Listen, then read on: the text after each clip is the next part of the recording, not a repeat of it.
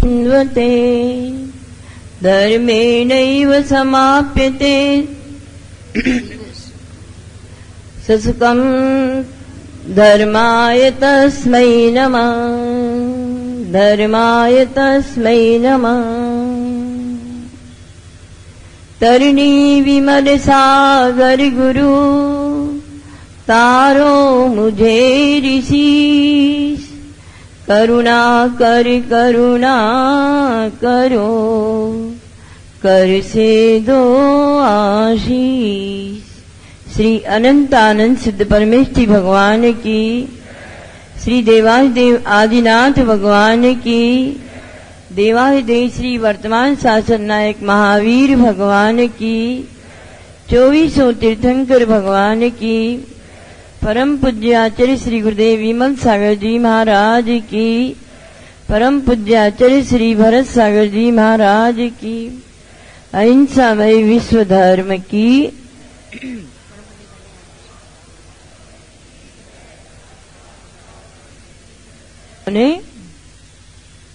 संक्षिप्त में सारभूत बहुत कुछ सुन लिया। इस संक्षिप्त में सब कहते हैं हम विस्तार बुद्धि वाले हैं, दोनों में इतना अंतर है। इनको कहेंगे 15 मिनट बोलना तो 5 मिनट बोलेंगे, और आप मुझको कहेंगे 15 मिनट तो हम 25 मिनट बोलते हैं, है ना। ये संतोषी हैं, हम असंतोषी हैं अभी। आज अपनी मेरी भावना की प्रकरण में धर्म का वर्णन प्रारंभ होता है। देव का वर्णन, गुरु का वर्णन बहुत कुछ हो चुका। अब आगे चलते हैं, धर्म किसे कहते हैं।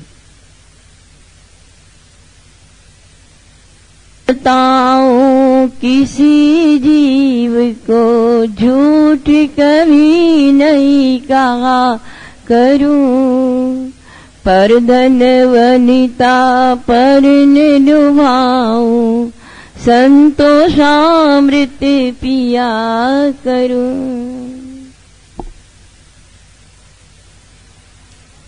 होते ये हो जाए तो बोलते आज नहीं सताऊं किसी जीव को। धर्म कहां से प्रारंभ हुआ है कि नहीं सताऊं किसी जीव को, यानी इसका अर्थ क्या है? अहिंसा धर्म, हिंसा का त्याग। अब हिंसा कितने प्रकार की है? यदि हमें पॉजिटिव सोचना है तो नेगेटिव सोचो। दिन है तो रात भी है। हिंसा क्यों होती है? नहीं सताऊं तो क्यों सताते हैं? कितने, पहले ये जानना है कि कितने प्रकार की हिंसा है। पहले 2 प्रकार की हिंसा, द्रव्य हिंसा और भाव हिंसा। फिर आगे 3 प्रकार की हिंसा, मानसिक हिंसा, वाचनिक हिंसा और कायिक हिंसा। ये 3 प्रकार की हिंसा। और आगे चलिए, आरंभी हिंसा, उद्योगी हिंसा, संकल्पी हिंसा और विरोधी हिंसा। ये सब छूटेगी तब नहीं सताऊं धर्म आएगा। ध्यान रखना, बोलने से काम नहीं चले। सब प्रकार की हिंसा जब छूटेगी तब नहीं सताऊं किसी जीव को, इस बात की पूर्ति होगी।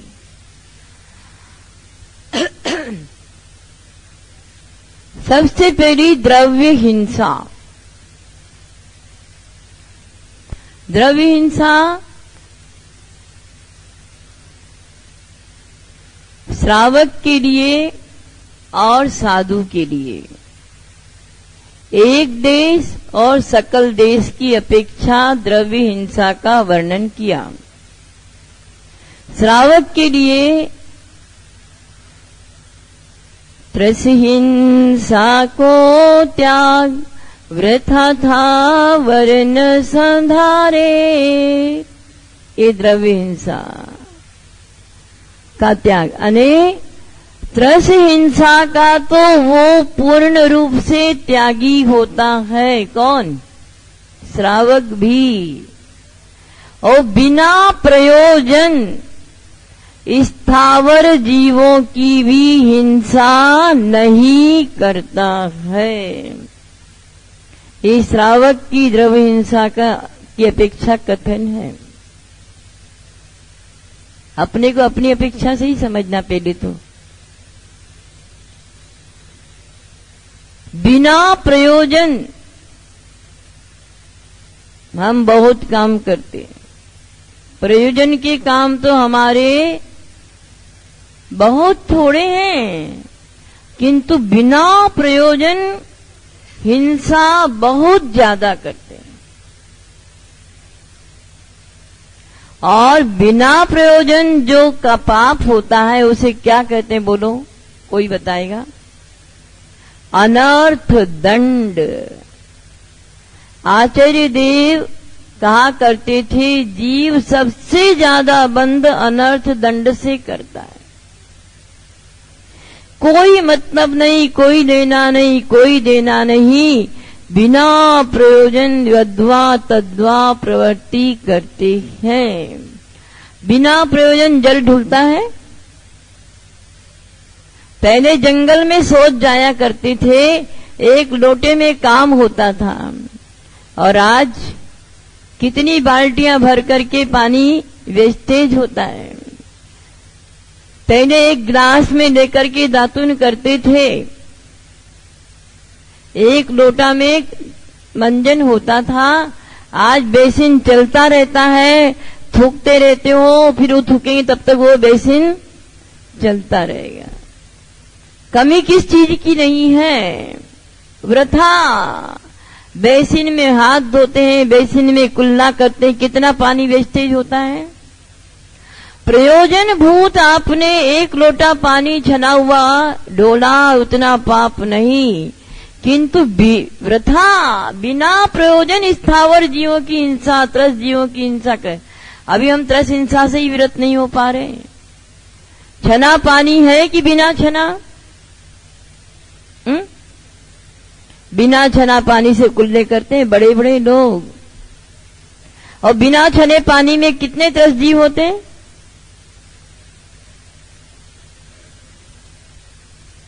कुल्ले तो बिना छना पानी से, हाथ धोएंगे तो बिना छने के पानी से, नहाएंगे तो बिना छने पानी से, और शुद्धिकरण करेंगे तो बिना छने पानी से। कितने जीवों की हिंसा है। अरे माता जी, यदि पीने का पानी भी छन जाए विधि से तो बहुत पुण्य का अवसर हो। पीने का पानी भी विधि पूर्वक नहीं छनता। ये सब द्रव्य हिंसा है। पानी छानते हो? कैसा कपड़ा है? बहुत पतला मलमल का। किशनगढ़ की बात नहीं, यहाँ सब सभ्य हैं। मलमल का कपड़ा एकदम धोती जैसा पतला, और वो भी इकहरा, डबल भी नहीं। कितना बड़ा कैसा मोटा कपड़ा होना चाहिए। देखिए, एक नई सताओं में जैनाचार्य ने पूरी जैन धर्म की फिलॉसफी भर दी। दोहरा छन्ना हो, जिसमें सूर्य की किरण का प्रवेश नहीं हो, और वह बर्तन के मुख से 3 गुना हो, ऐसे छन्ने से पानी छानना। पानी में छानते समय जीवानी आगे आप हाथ डाल देते हो। हम देखते हैं मंदिर में रोज हाथ डाल दिए, वो कर दिया, और पहला बर्तन तो बिना छने पानी से ही धो लिया। धोते हो ना? बिना छने पानी से बर्तन धोया तो पूरा घड़ा ही तुम्हारा बिना छना हुआ कि नहीं? फिर उसको कितनी भी बार दो, कहीं भी एक बूंद भी पानी बिना छन्ने घड़े में रह गया तो पूरा पानी कैसे छानना। बिना सूखा घड़ा हो, दोहरा छन्ना हो, पहले से ही उसका व्यवस्थित गोला बना दीजिए जिससे आपको कभी उसमें हाथ नहीं डालना पड़े। फिर उसमें पानी डालकर उसको धीरे से यूं उठाना चाहिए छन्ने को। फिर उस छन्ने से अपने हाथों को शुद्ध करो, छने पानी के हाथ हो जाना चाहिए। फिर उस छने पानी के हाथ से फिर घड़े में जो पानी है उसको धो। एक घड़े में पानी आया ना, उसी से 4 बर्तन धो रहे, इसको धोया, उसमें डाल दिया, उसमें धोया। अरे वो घड़ा गंदा था ना, तभी तो धोया। गंदे पानी को दूसरे में डाल दिया, उस पानी को तीसरे में डाला, उसी पानी को चौथे में डाल दिया और सब बर्तन धुल गए। सबके धोने का पानी अलग अलग होना चाहिए। 3 बार छने हुए पानी से उस घड़े को धोना चाहिए और फिर छने हुए पानी से ही जीवानी करनी चाहिए। एक जीवानी ढूंढने का पाप कितना है। एक जीवानी यदि हमारी स्थान पर नहीं पहुंची, ढोल दी, कहीं भी ढोल दी, बिना छने पानी से जीवानी कर ली और फिर उस छन्ने को निचोड़ दिया और वापिस घड़े पे लगा दिया। वहां बिना छने पानी का छन्ना छने पानी पे लगा दिया, हुआ क्या? वापिस पानी बिना छना हो गया। तो विवेक से काम करना। ये द्रव्य हिंसा, त्रस हिंसा को त्याग, यानी त्रस हिंसा का त्याग का अर्थ क्या है? छने हुए पानी का उपयोग करता है श्रावक और विधि पूर्वक छानता है। ये नहीं कि नल में एक जाली की चिट्ठी लगा दी। जाली लगती है नल में आजकल, एक इतनी सी टिकिया लग करके पानी छन गया, अथवा नल में जालियां फिट कर दी आजकल, जाली की थैली फिट कर, नहीं, और नहीं तो कपड़े की थैली फिट कर दी।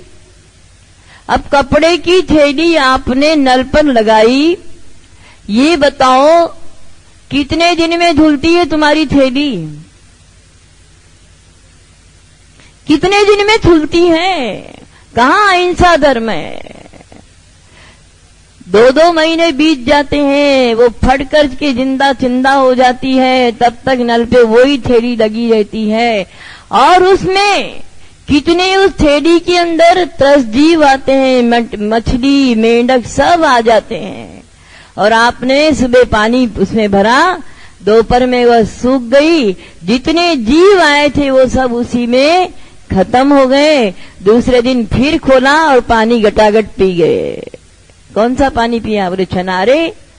मृतक शरीर से स्पर्शित कलेवर का पानी पी रहे हो, फिर भी आप अपने को कहते हो कि हम छना पानी पीते। कैसी विचित्र स्थितियां हैं।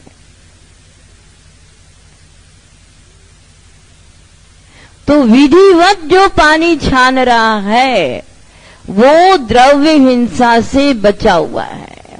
पानी की मर्यादा कितनी? एक बार पानी छन गया, अंतर्मुहूर्त यानी 48 मिनट के अंदर अंदर उसका उपयोग कर लीजिए। 48 मिनट उसके बाद अंतर्मुहूर्त के बाद 47 मिनट के बाद तो वो फिर बिना छना हो गया, यानी उसमें फिर त्रस जीव उत्पन्न हो जाते हैं।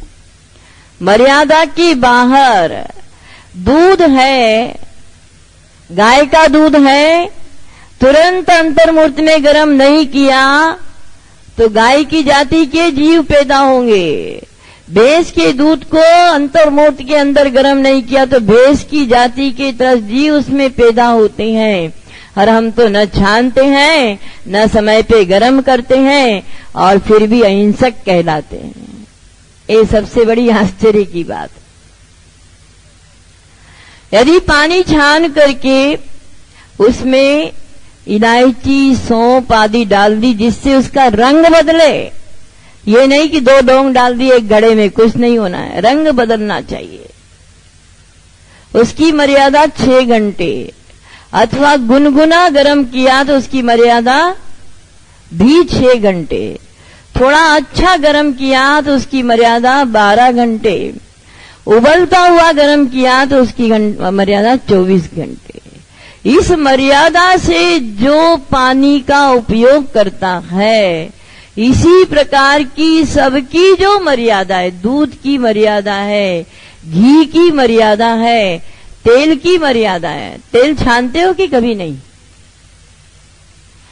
क्या सागर धर्मामृत पढ़ो, उसमें लिखा है ग्रंथ में आचार्य देव ने, तेल को इकहरे पतले कपड़े से छानना चाहिए।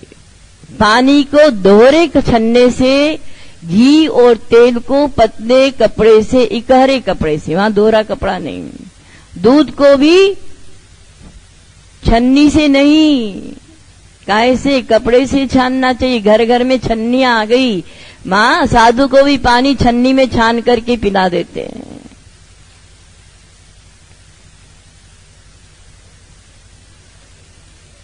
धर्मामृत नहीं सताऊं, ऐसे फोकट की लाइन नहीं है, व्यर्थ की लाइन नहीं है। कितने जीवों को सताते हैं यदि हम बिना मर्यादा के पानी को, दूध को, अथवा खाने की किसी भी चीज का, अथवा उपयोग की किसी भी चीज का उपयोग करते हैं अमर्यादित का, तो अनेकों जीवों की हिंसा करने के पाप के भागीदार हैं। जीवराज जी पापड़ीवाल एक बड़े धर्मात्मा श्रावक थे। उनके अंदर पाप का भय था। एक बार उनसे जीवानी ढुल गई। हमारे से रोज ढुल जाती है, रोज ही ढुलती है माता जी, रोज का काम है। अब पाप क्या होता है?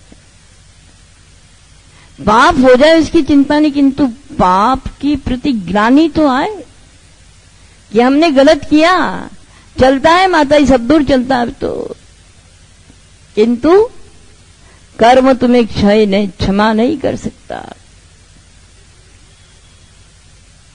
वे जीवराज पापड़ीवाल गुरु के पास गए, आंखों से अश्रुधारा बह रही है। गुरुदेव, घोर पाप हो गया, घोर पाप हो गया मेरे से, क्षमा कीजिए, प्रायश्चित दीजिए। क्या हुआ? बस आज तो मेरे हाथ से जीवानी ढुल गई, प्रायश्चित दीजिए। क्या अहिंसा धर्म उनके अंदर भरा होगा। गुरुदेव कहते हैं इस जीवानी ढुलने का प्रायश्चित है 1.25 लाख मूर्तियां जगह जगह विराजमान करो, तब तुम्हारा पाप धुलेगा। आप देखना 1548 की मूर्तियां जितनी भी प्राचीन मंदिरों में हैं, सब जीवराज पापड़ीवाल की हैं। एक बार की जीवानी धुलने का इतना बड़ा प्रायश्चित है। हम तो रोज धुलते रहते, कोई परवाह ही नहीं है। पाप हो जाए उसकी चिंता नहीं, किंतु पाप के प्रति ग्लानि तो हो, पाप का भय तो हो। मैंने गलत किया ऐसा अनुभव में तो आए, हमारे अनुभव में ही नहीं है। क्या होता है, ढुल गया तो ढुल गया। उन जीवराज पापड़ीवाल में, चाहे कुचामन में हो, चाहे जयपुर में हो, और हो सकता है यहां भी 1548 की मूर्तियां, सन 1548 की मूर्तियां हैं, वे सब जीवराज पापड़ीवाल जी की हैं। उन्होंने गुरु आज्ञा से जगह जगह मंदिर बना करके और 1.25 लाख मूर्तियां विराजमान की, एक पाप के प्रायश्चित में। हमारा प्रायश्चित कभी होगा?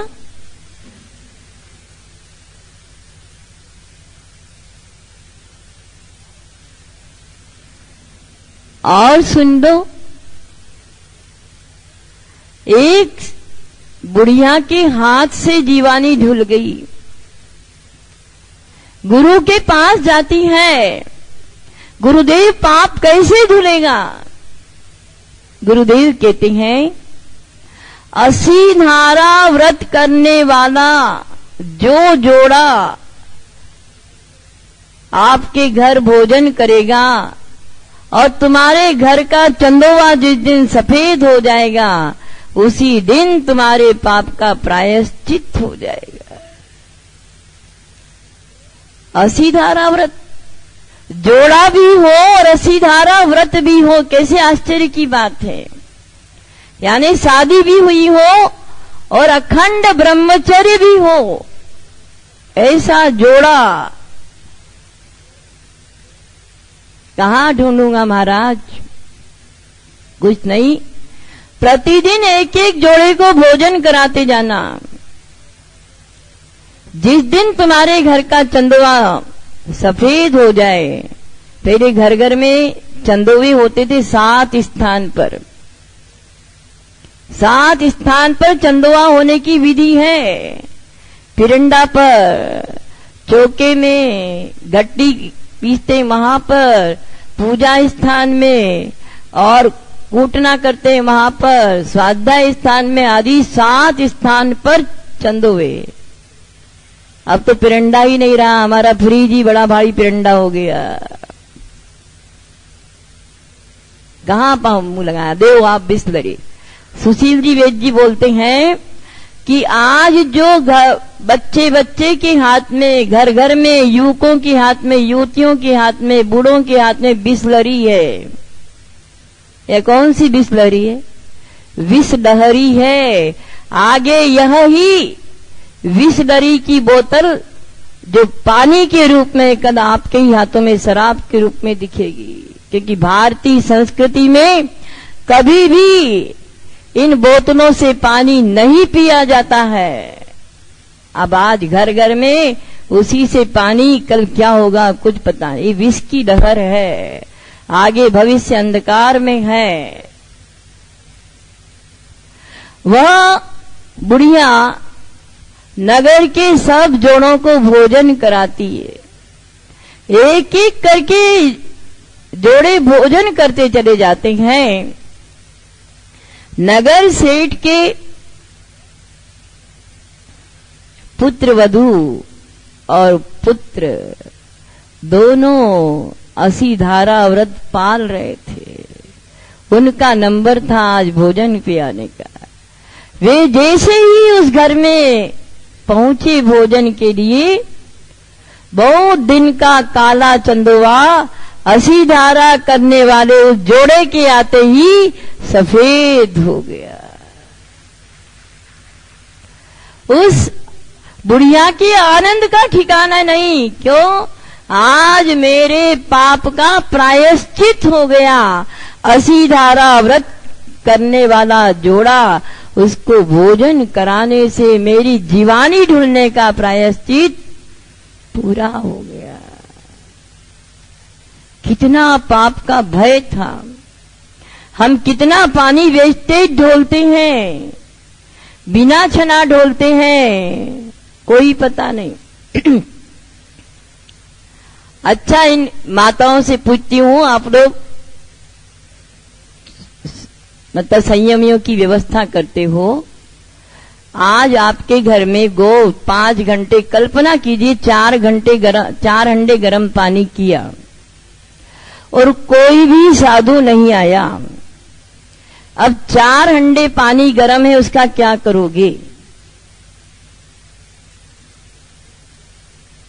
प्रश्न है, क्योंकि इसमें बहुत गड़बड़ करती है महिलाएं। क्या करोगे? दूसरे दिन छान कर काम में लोगे ना? आपकी बात नहीं है, पीछे बहुत हैं। 1-2 समझदार होंगे, बाकी दूसरे दिन फिर छाना और काम में ले लिया।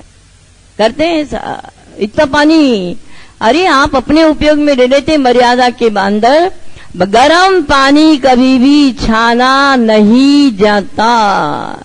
गरम पानी को छान करके दूसरे दिन संयमियों की आराधना में, उनकी आहार की चर्या में असंयमी को भी नहीं लेना चाहिए, तो संयमी को तो देने की बात ही नहीं है। ये सारी विधियां समझो, तब जाकर के क्या होगा? नहीं सताऊं, त्रस हिंसा को त्याग। वह धर्मात्मा जीव जिसके अंदर अहिंसा धर्म व्याप्य हो गया है, वह त्रस हिंसा का सर्वथा त्यागी है। वृथा थावर न संधारे, इस लाइन को बार बार बोलना, जल के साथ नहीं। अब आप सोचिए, यहां इतना प्रकाश है और ये लाइट जल रही है, ये क्या है? अनर्थ दंड है, बिना प्रयोजन का, है ना।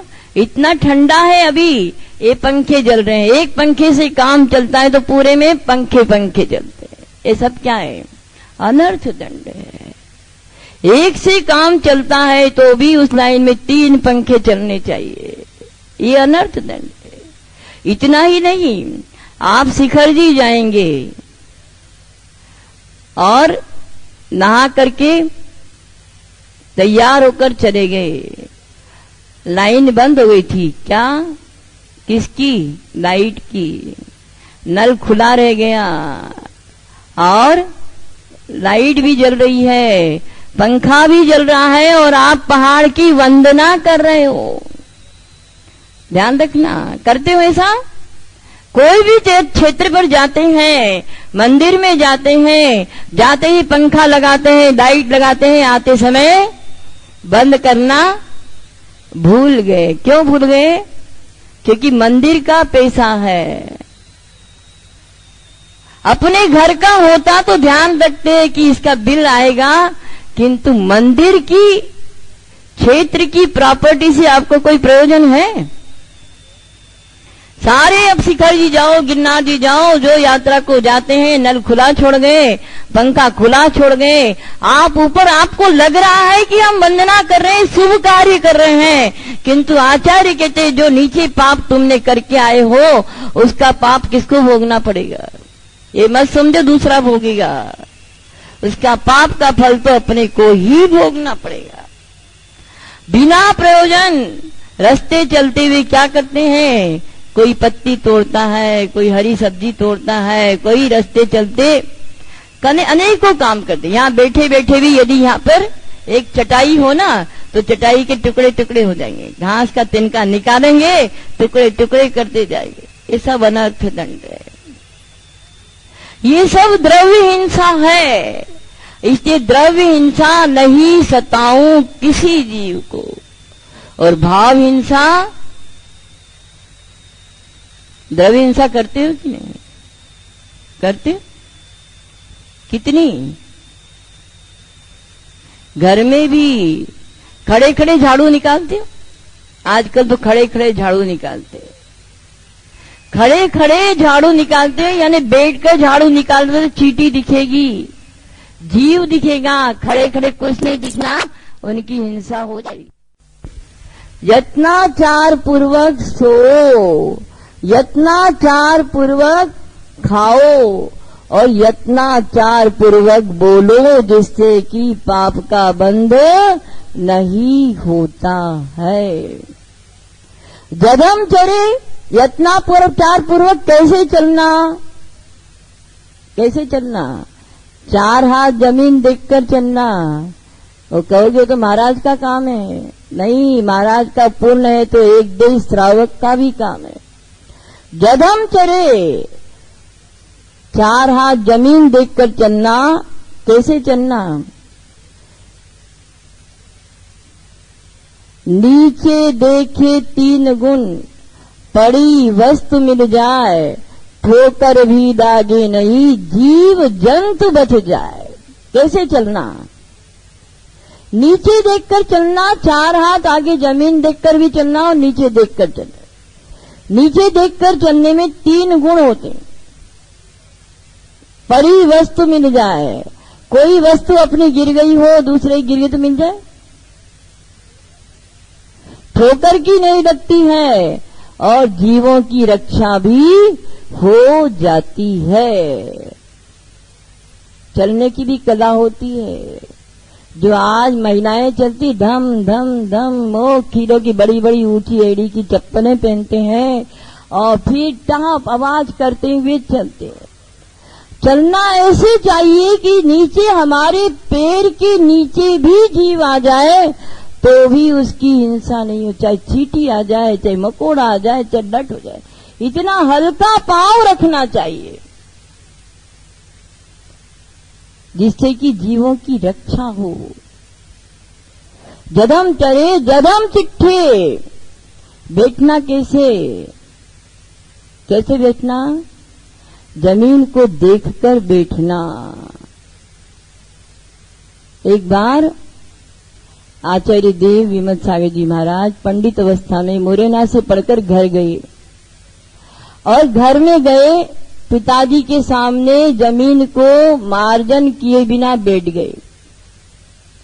पिताजी ने तुरंत कहा, भैया कुत्ता भी पूंछ से जमीन को झाड़ कर बैठता है, तुम इतने बड़े पंडिताई करके आए और ऐसे ही बैठ गए।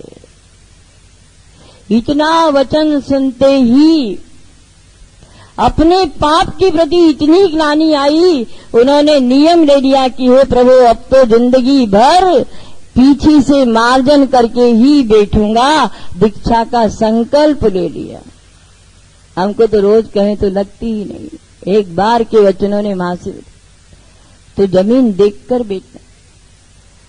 जदम चरे जदम चिट्ठे जदम आसे जदम सोए। सोना है यत्न पूर्वक सोने की भी विधि है। ये सब द्रव्य हिंसा से बचने के उपाय। कैसे सोना? आचार्य कहते हैं, सोने के पहले उस बिस्तर आदि को अच्छे से झाड़ दो, उसमें जीव जंतु नहीं हो। पश्चात जब तक मैं शयन करूंगा तब तक मुझे चारों प्रकार के आहार का क्या त्याग। जब तक मैं शयन करूंगा तब तक अपने रूम से, अपने कक्ष से अथवा घर से बाहर जाने का त्याग। जब तक मैं शयन करूंगा तब तक सारे वाहन आदि में बैठने का त्याग। और नमोकार मंत्र पढ़ते हुए सब जीवों से क्षमा मांगकर सोना। मूलाचार में कहा कि सबसे बड़ी समाधि कौन सी है? अचानक मरण आ जाए तो सब जीवों से क्षमा। इसे प्रतिदिन सोते समय प्राणी मात्र से मेरा क्षमा भाव है, सब प्राणी मुझे क्षमा करें और मैं भी सभी प्राणियों को क्षमा करता हूं। यदि इतना नियम करके आज सोए हैं, नमोकार मंत्र पढ़ के सोए हैं, और जो बिस्तर पर, शरीर पर जो परिग्रह है उसके अलावा सब परिग्रह का जब तक सोकर नहीं उठूं तब तक त्याग है, तो क्या होगा? यदि मरण भी हो गया तो समाधि पूर्वक मरण होगा। सोते सोते रह गए तो भी कुमरण नहीं होगा और इतने काल के लिए सारे पापाश्रमों से, हिंसाओं से हम बच जाएंगे। इसे जधम सये आचार्य देव विद्यानंद जी महाराज तो कहा करते थे कि सोते समय अपनी गादी हो, बिस्तर हो, पलंग हो, उसको दीवार से भी टच मत करने दो। वो दीवार का भी परिग्रह तुम्हारे लिए हानि करेगा। दीवार का परिग्रह यानी दीवार से टच है तो पूरी दीवार का परिग्रह यानी मकान तुम्हारे साथ चला जाएगा ना। इसकी दीवार से भी, मकान की दीवार से भी अपने बिस्तर को, पलंग को टच मत होने दो। जधम से यत्ना पाचार पूर्वक सो। पर माता जी अभी तो सोते सोते अटैक आ गया तो गोली लेनी पड़े तो, शुगर कम हो गई तो, बढ़ गई तो, है ना, बड़ी समस्या है। सुबह तक का त्याग करा दिया आपने तो। अब देखो जैनाचार्य बहुत उदार है। वे कहते अरे यदि तेरे अंदर इतना दृढ़ संकल्प लेने की शक्ति नहीं है तो कम से कम इतना संकल्प कर ले कि खाने के बाद सोया हूं जब तक नहीं उठूंगा तब तक त्याग है। उठ के ही तो देगा, जब तक आंख नहीं खुलेगी तब तक त्याग है। अथवा जब तक नहीं दवाई लो, खाना नहीं लो, तब तक त्याग है, तो भी तेरा कल्याण हो जाएगा। टाइम पीरियड मत मान तो भी चिंता नहीं, खाने के बाद जब तक नहीं खाऊंगा तब तक त्याग, और सोने के बाद जब तक नहीं उठूंगा तब तक त्याग। ये शयन विधि है। समय अपना हो गया, आगे की चर्या